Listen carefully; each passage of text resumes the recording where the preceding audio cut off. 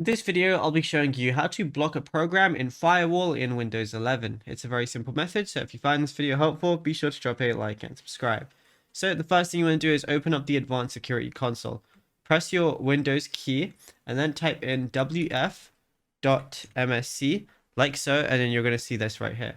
So now once it's open, all you want to go ahead and do is going to show the Windows Defender Firewall with Advanced Security Control Desk.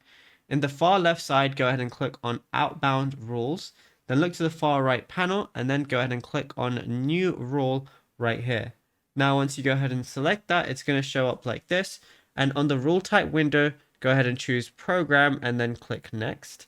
And then what you want to do is click Browse and then find the exact exe file for whatever you want to restrict. Once you go ahead and do that, it's then going to be blocked. And then you can leave network profiles, active, or you can sever the connection, and you can name the rule something as well. And yeah, it's as simple as that. Now, if you found this video helpful, be sure to drop a like and subscribe.